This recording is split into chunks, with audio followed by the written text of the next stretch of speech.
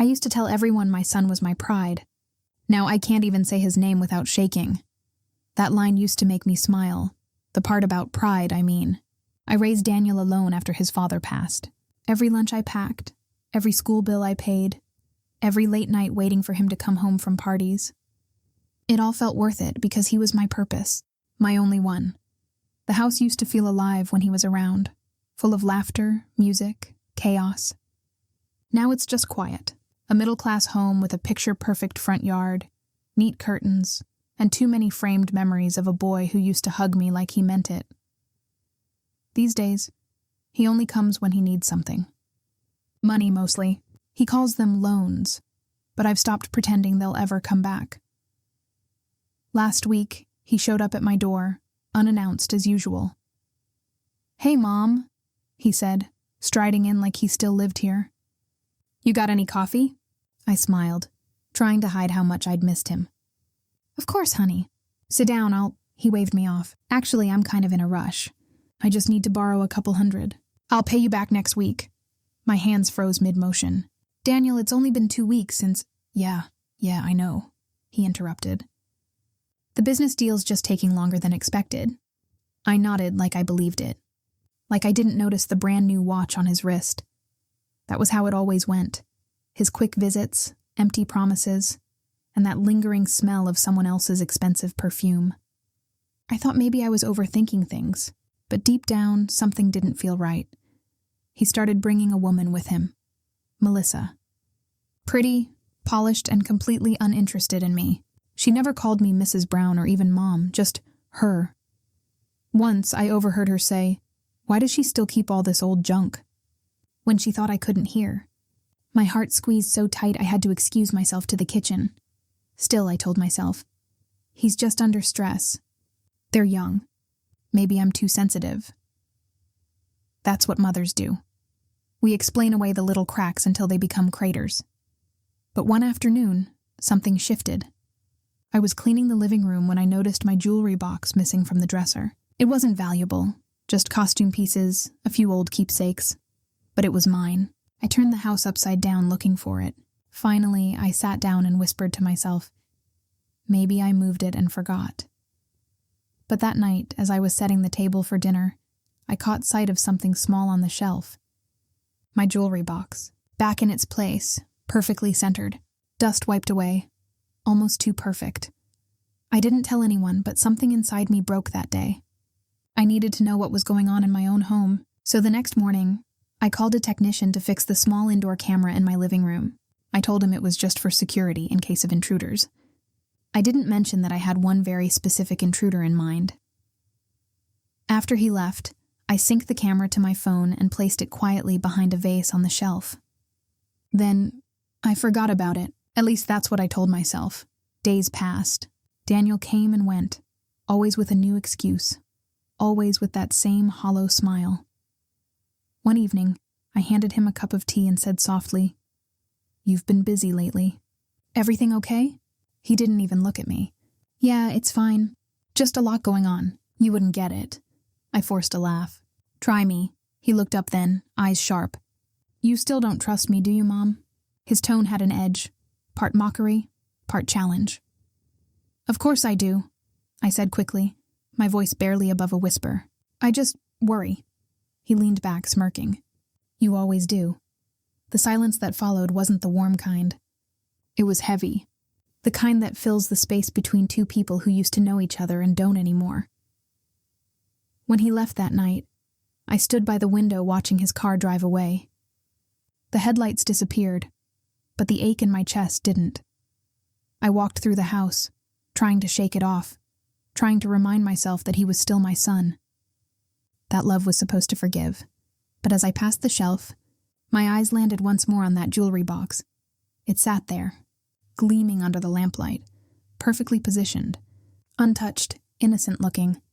And in that quiet room, a chill crawled up my spine, because deep down I knew someone had touched it. Someone had put it back, almost too perfectly. It was supposed to make me feel safe. Instead, it destroyed everything. The next morning, the house was still, just the hum of the refrigerator and the tick of the wall clock echoing through the kitchen. I sat with a cup of coffee that had already gone cold, staring at nothing, until my eyes caught the edge of my phone on the counter. That's when I remembered. The camera. I picked it up slowly, my thumb hovering over the app I hadn't opened in weeks. The little red dot blinked on the screen. Still synced. Still recording. For a moment I hesitated. Did I really want to see? Maybe I was just paranoid. Maybe Daniel had borrowed the jewelry box and forgotten to tell me. That would be easier to believe than what my heart was whispering. But curiosity has a cruel way of silencing reason. I opened the footage. The screen filled with quiet still frames of my empty living room. I fast-forwarded through hours of nothing, the light changing from morning to afternoon to dusk. Then I saw movement. Daniel. He walked in casually, a key in hand. He wasn't alone. Melissa followed, tossing her purse on my couch like it belonged to her. My throat tightened.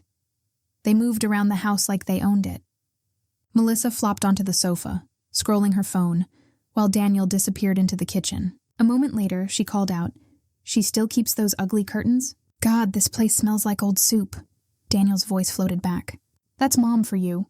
She won't change anything. It's like she's frozen in time." I sat there, shaking, watching my son, my own flesh and blood, mock the home I built with love and struggle. Melissa laughed, a cruel sound. "You said she was sentimental, but this is pathetic." I flinched when I heard Daniel laugh too. Pathetic. That word echoed in my head like a bell I couldn't unhear. They opened my drawers. They flipped through my papers. Melissa picked up a framed photo of Daniel as a child and said, "You were cute back then. What happened?" He smirked. "Life happened. And she still thinks I'm that sweet little boy." I felt the air leave my lungs. My fingers trembled as I dragged the playback bar forward. The next clip made my stomach twist. Daniel opened my wallet, counted the cash, and slid a few bills into his pocket without a second thought. Melissa giggled. "She'll never know. She's too soft." He nodded, sliding the wallet back exactly where it was. "She owes me. Everything she has came from Dad's money anyway." I pressed pause. My reflection stared back from the screen. Pale, still, broken, my son. The boy who cried when he lost his first tooth. The boy who promised he'd take care of me when he grew up. Now stealing from me and calling it debt repaid. I pressed play again, unable to stop. There he was, walking to my bedroom. He pulled out the jewelry box. Melissa followed, peering over his shoulder. "Don't take too much," she whispered. "She'll notice." Daniel grinned. "She won't. She never does."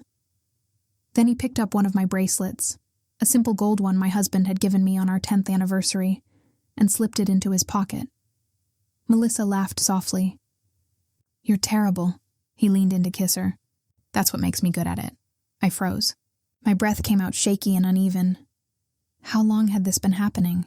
How many times had they walked into my home, my sanctuary, treating it like some open vault? I rewound the footage again, heart pounding so loudly I could hear it over the video. Then I saw something I hadn't before. After pocketing the bracelet, Daniel crouched by the corner of the hallway, near the office. He pressed a few buttons on the safe. My safe, the safe. I swore no one but me knew the code to. Melissa leaned closer, curious. "You sure about this?" Daniel smirked. "Relax. She trusts me completely." And the lock clicked open. I felt my world tilt. I wanted to scream, to cry, to smash the phone against the floor. But I just sat there, staring at the screen, my coffee gone cold, my hands shaking so badly I almost dropped the phone. The image froze, Daniel's face lit by the glow of the safe's interior. Smiling, laughing, carefree. That was the moment everything shattered. My son wasn't just lying to me. He was stealing from me. I whispered his name under my breath, the sound trembling through the empty kitchen. "How could you, Daniel?" And just as the words left my lips, I noticed something else in the corner of the frame. A flash of light reflecting off the metal safe door. He hadn't just opened it. He'd emptied it. It was like finding fingerprints on a ghost. The morning light filtered weakly through the blinds as she stepped into her small office. Dust motes floated in the air, catching the sun's fragile glow. The room still smelled faintly of her late husband's aftershave, woody, comforting, and painfully familiar. Against the far wall sat the gray steel safe, the one her husband had insisted on buying after his first heart attack.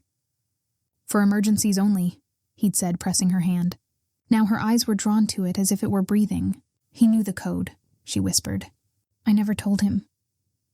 She sank to her knees in front of it, pressing her palm against the cold metal door. It looked perfectly untouched, no scratches, no sign of force. But she knew better now. The camera footage didn't lie. Daniel had opened it. Somehow. Her trembling fingers spun the dial, the familiar click-click-click filling the quiet room.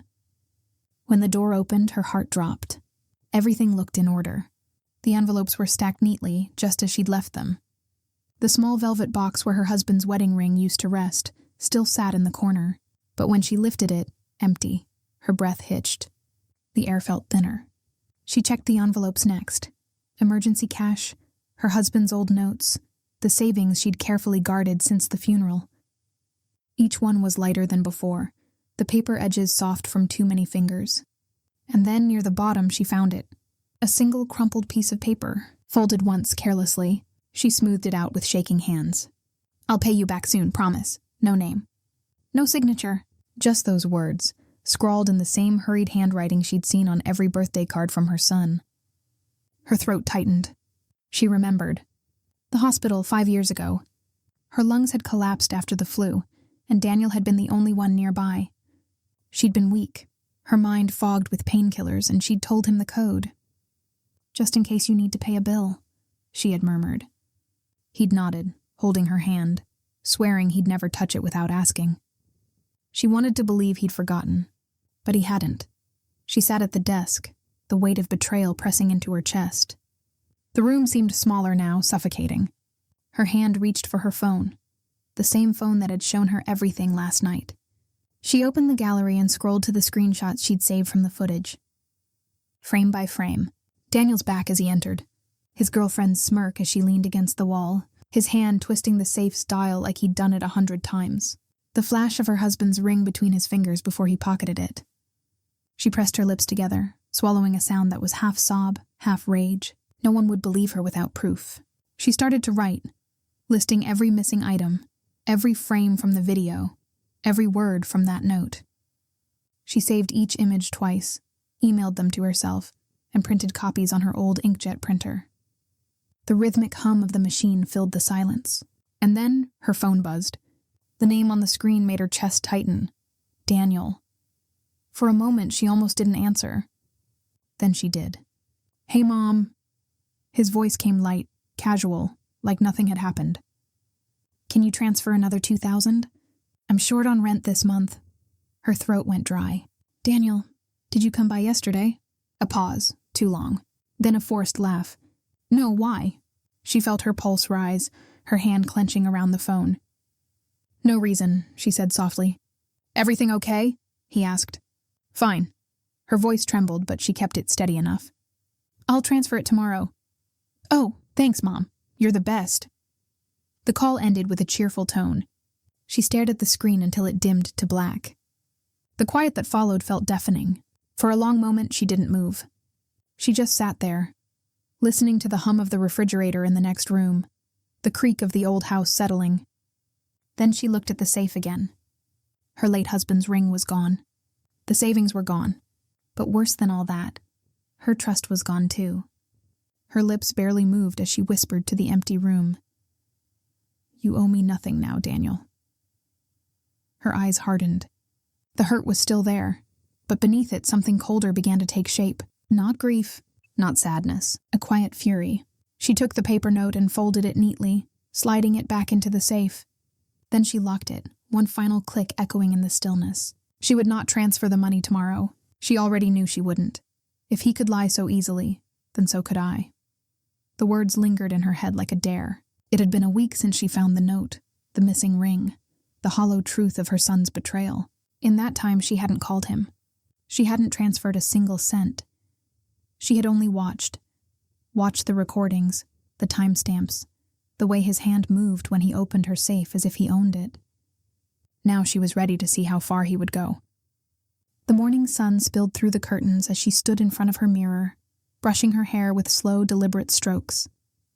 Her reflection looked calmer than she felt. Beneath the stillness was a storm, one built of disbelief, heartbreak, and something colder. Resolve. On the desk behind her sat her phone, the live security app open and ready. The small blinking red dot at the corner of the screen felt like her heartbeat. Steady, waiting. The plan was simple, cruelly simple.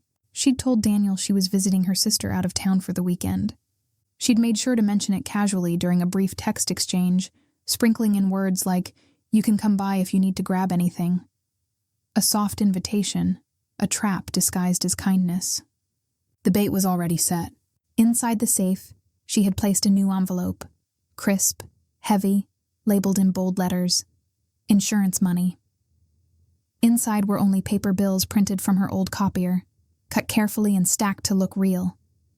She'd even added a faint scent of cash by rubbing them against old notes from the grocery drawer. She left the front door unlocked, deliberately. As she zipped her small overnight bag, nothing but a prop, she looked around her house one last time. Everything was in place. Every camera was angled just right. She took a slow breath. Let's see what kind of son I really raised. Then she left the house, locking the car doors but not the front gate. She drove just far enough to disappear from sight before circling back, parking on the quiet side street. The phone in her hand glowed faintly. Live feed on. For the first few hours, nothing happened. The house sat still in the afternoon sun, peaceful, harmless. She almost wanted to believe Daniel wouldn't come, that maybe guilt had gotten to him, that maybe the boy she raised still lived somewhere beneath the lies. But at 7:46 p.m., movement. Her breath caught. Through the live camera feed, she saw the front door open. Daniel stepped in, his girlfriend close behind. She was wearing a short jacket, smirking as she kicked off her shoes. "See? Told you she's gone," Daniel said, his voice echoing faintly through the mic. "Still risky," the girlfriend murmured, glancing around. "She could have told someone." "She didn't," he replied, heading straight for the office. Her heart began to hammer. She could see them now, Daniel flicking on the desk lamp, the girlfriend trailing her fingers across the bookshelves as if she owned the place. He opened drawers, the ones she'd already emptied. He looked inside the kitchen cupboards, even peeked into the fridge. It was almost routine now. He knew where everything was. "Wow," the girlfriend said, pulling out a photo frame from the shelf. "You actually lived here? Looks ancient." Daniel laughed. "Yeah, she's obsessed with all this old stuff. Won't even upgrade her phone unless it's on sale." She swallowed hard, forcing herself to keep watching. Every word scraped against her heart like glass. And then, he knelt in front of the safe. Her throat tightened. "Won't this be locked?" his girlfriend asked. He chuckled. "Please. I told you. I know the code." He turned the dial. Click, click. The sound was like thunder in her ears. When the door opened, her pulse nearly stopped. He reached inside, pulled out the envelope marked insurance money, and tore it open. "See?" he said, grinning. "Told you. She keeps cash everywhere." He started counting the bills. His girlfriend laughed softly. "She's stupid for trusting you." Daniel smirked. "I'm just taking what's mine." The words burned through her. She could feel tears welling up, not from sadness this time, but something sharper. She steadied her breathing, holding the phone tighter.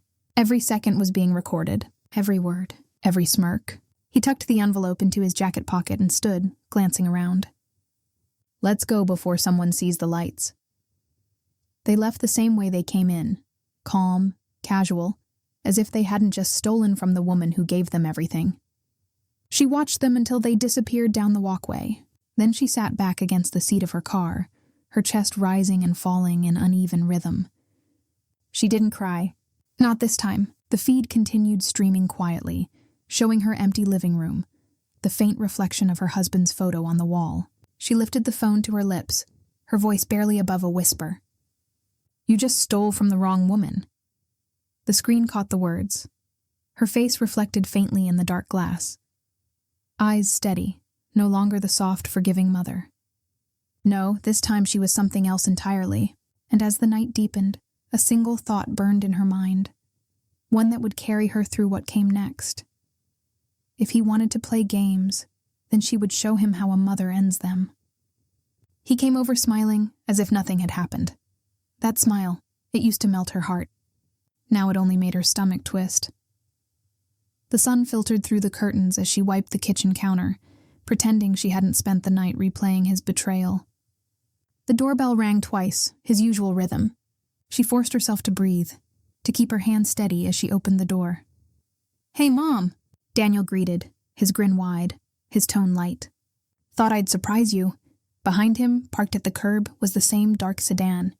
His girlfriend sat inside, scrolling on her phone, barely looking up. "Surprise," she said softly, stepping aside. "Come in." He moved past her, his cologne too sharp, too confident. He glanced around like he was checking for something. And that, more than anything, told her he remembered exactly what he'd done. She watched him pretend. The way he hugged her shoulders, called her Mom in that easy tone.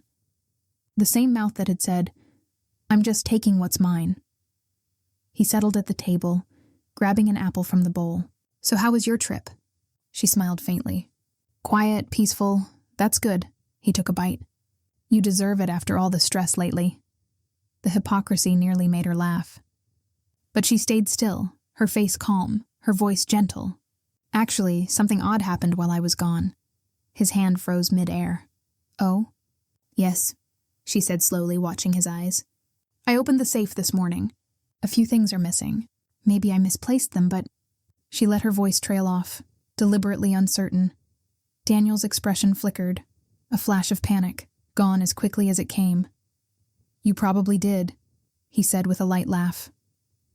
"You've got so much stuff in there, Mom. I've told you. You should organize it better." She tilted her head, feigning thought. "Maybe you're right." Her gaze drifted to his neck. That was when she saw it, her late husband's gold chain, gleaming softly against Daniel's collar. Her breath caught. Her husband had worn that chain every day until the end. She'd kept it in a small velvet box inside the safe. "Nice chain," she said quietly. He looked down. "Oh, this? Yeah, I found it in one of Dad's old boxes a while back." She smiled faintly. "It suits you." Her fingers tightened around the mug she held. The silence stretched between them. The ticking clock felt louder, slower. "So," she said after a moment, "how's work? Still short on rent?" He gave a practiced sigh. "Yeah, it's been tough. I might need a little help again, just until next month." "You know how it is." "I do," she said. "People can be careless with money. Sometimes they take what isn't theirs, thinking no one will notice." Daniel looked up, frowning slightly. "What's that supposed to mean?" She met his eyes. "You tell me." He hesitated, searching her face for a clue. Then he laughed, forced, too loud. "You're acting weird, Mom. Maybe you should rest." "Maybe I should," she said softly. "But not yet." He stood abruptly, brushing crumbs from his jeans. "Anyway, I've got to go. Emma's waiting." He gestured toward the car. "We're driving up to the lake for the afternoon." "Of course," she said, stepping closer. "Daniel." He turned. "Yeah?" She studied him for a long moment. The boy she once held when he was scared. The man now standing before her, lying without hesitation. "You've changed," she said finally. He smirked, tilting his head. "I've grown up. You should too." Her lips curved into something between a smile and a warning. "Maybe you're right." He opened the door, sunlight spilling in behind him. "You'll understand someday," he said over his shoulder. "Everything I do for a reason." She nodded slowly, her voice calm, steady, deliberate. "You're right, Daniel," she said. "I finally do."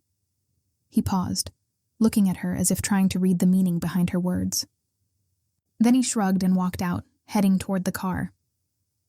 She stood there, watching through the window as he leaned into the driver's seat, kissed his girlfriend, and laughed. Her fingers moved to the edge of her phone. The security app was already open, the footage saved, copied, and backed up twice. Outside, Daniel's car pulled away, the sound fading into the distance. Inside, the house felt heavier, quiet but no longer weak. For the first time in weeks, she felt something close to clarity. The lie had cracked. And soon, it would shatter completely. I didn't want revenge. I wanted truth to hurt the way lies never could. That morning, the house looked the same. Calm, familiar, but it felt different. She'd spent the night rehearsing her words, imagining every possible reaction. Her heart beat steadily, not from fear anymore, but from purpose.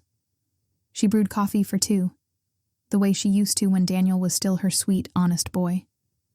The scent filled the kitchen like a memory that didn't belong here anymore. At 10:05, the knock came. Sharp, casual, "Mom?" Daniel's voice carried that same false warmth. "You said you wanted to talk about your will?" "Yes," she said evenly, opening the door. "Come in. I think it's time we discuss the future." He smiled, stepping inside, too sure of himself. "You're finally taking my advice, huh? Planning ahead." She gestured toward the living room. "Sit. I'll just grab my notes." He dropped onto the couch, stretching an arm lazily across the backrest. "So what's this about? You leaving the house to charity or something?" He laughed lightly. "Don't tell me you're cutting me out." She said nothing. Just walked over to the TV stand, picked up the remote, and turned on the screen. The room lit up, not with the usual soft images of her favorite news channel, but with the frozen frame of a familiar living room. Her living room, Daniel frowned. "What's that?" She pressed play. The silence cracked as the footage began to move. There he was, Daniel, walking into the frame, head tilted toward his girlfriend. The same voice, the same sneer. "Check her drawers," he said on screen. "She hides cash everywhere." The girlfriend's laugh filled the real room now, echoing cruelly. "She's too soft. She'll never know." Daniel froze. His confident smirk fell away piece by piece. "Mom, what?" "Quiet." Her voice was calm, colder than he'd ever heard it. "Watch." On screen, Daniel knelt by the safe, punching in the code. The sound of the latch opening cut through the room like a blade. He pulled out the envelope marked "insurance money," counted it, and smiled. When the video ended, the only sound left was the faint hum of the refrigerator. She turned to him. "That's you, Daniel. That's what you've become." He opened his mouth, shut it, tried again. "Mom, please, I can explain." "No," she said sharply, stepping closer. "You already did. To her." He looked pale now, almost childlike. You set me up?" "I gave you a choice," she replied. "You made it yourself." "Mom, I needed the money." "You don't understand." "I understand perfectly," she cut in. "You lied. You stole. From me. From your father's memory." He flinched, his jaw tightening. "Don't bring Dad into this." "How can I not?" Her voice trembled, but only for a moment. "Everything you took, his ring, his chain, those weren't just things, Daniel. They were pieces of him, and you sold them like junk." He stood, running a hand through his hair. "You think you're perfect? You never gave me what I needed growing up. You were always clinging to the past, to him." She cut him off, her tone steady. "So you decided to punish me?" He stepped closer, his eyes burning. "I did what I had to do." "No, Daniel." Her voice lowered. "You did what you chose to do." For a long moment they stood there, mother and son, divided by truth. Finally, she exhaled, slow and deliberate. "You have until tomorrow to return every penny, every item you stole, or I press charges." His eyes widened. "Mom, you wouldn't." "I would." He stared at her, disbelief flickering into anger. "You'd ruin my life?" "You already did that yourself." The words hit him harder than she expected. He took a step back, searching her face for some trace of the woman who'd once forgiven everything. But that woman was gone. "Mom, please," he whispered, voice cracking. "I'll fix it. I swear." She didn't answer. He stood there for a moment longer, then grabbed his jacket and stormed toward the door. Halfway out, he turned. "You think you've won? You have no idea what you've started." Her hands didn't shake this time. "Good," she said softly. "Then we're finally even." The door slammed behind him. She let out a slow breath, one that carried years of disappointment and silence. In the reflection of the dark TV screen, She saw her own face, not broken, not defeated, just awake. She whispered to the empty room. You wanted freedom, Daniel. Now face what it costs. The words hung heavy in the air, like a sentence that hadn't yet been served. Outside, a car engine roared to life and disappeared down the street. Inside, she picked up the remote and replayed the footage one last time. Not to hurt herself, but to remember. This time she watched not with tears, but with resolve. Tomorrow would bring consequences, and for once they wouldn't fall on her. He didn't come back the next day, but the police did. The knock came just after breakfast, 3 firm raps against the front door. The sunlight spilled through the blinds, painting golden lines across her kitchen floor. She'd been sitting with her coffee, staring at the empty chair across from her, the one Daniel used to fill. When she opened the door, 2 officers stood on the porch. Their faces were polite, but heavy with something that made her heart clench. Mrs. Hayes? One asked gently. We need to ask you a few questions about your son, Daniel. Her voice almost failed her. What about him? The taller officer shifted his notepad. He was detained early this morning at a pawn shop. He was attempting to sell several pieces of jewelry, items registered under your name. For a moment, everything went quiet. The air, the ticking clock, even the sound of her own breath. I see, she said finally, her tone calm, but her chest aching. Would you like to come in? They sat at the kitchen table, the same one where she'd once taught Daniel to count pennies, to say please, to dream. Now it was where she handed over the USB drive, the one holding every second of that awful footage. This should help, she said quietly, sliding it across the table. The officer nodded. You recorded this yourself? Yes, I didn't want to believe it, but I needed the truth. He glanced at his partner. It'll help a lot, ma'am. Thank you. When they left, she stood by the door for a long time, hand pressed against the wood. She didn't cry. Not this time. A week later, the letter came. A court summons. State of California versus Daniel Hayes. The courtroom smelled of varnished wood and faint disinfectant. Reporters weren't there, thank God. Just a few strangers, a judge, and the boy she'd raised sitting in handcuffs. He looked smaller somehow. Not like the man who'd shouted at her, who'd stolen from her, but like the child who used to hide behind her legs. His girlfriend was there too, eyes red, mascara smudged. She avoided looking at him. When her turn came, she stood, hands steady. The prosecutor presented her video. The moment Daniel opened her safe, the room went completely silent. Even he couldn't meet her eyes. Then came the question from the lawyer, his voice formal but soft. Mrs. Hayes, would you like to press full charges? She took a breath. The words came out like a whisper, but they carried the weight of everything she'd lost. Yes, she said, for the woman who believed in him. Daniel flinched. His shoulders sank. For the first time, she thought she saw a hint of shame cross his face. But it was too late for that. The hearing ended quickly. The judge set bail and ordered restitution. His girlfriend confessed everything, how they'd planned it, how he'd told her, Mom will never fight back. He was wrong. When it was over, she gathered her things quietly, refusing to look back. The sound of his voice behind her, calling her name, cracking with desperation, only made her walk faster. Outside, the sky was clear, the kind of blue that used to make her believe in peace. She stepped down the courthouse stairs slowly, feeling each step under her feet like a small victory. The air smelled like spring and freedom. For a moment she stopped, turning her face toward the sunlight. Her hands no longer shook. Her heart no longer raced with anger or fear, just a hollow kind of peace, the kind that comes when you finally stop trying to fix what's already gone.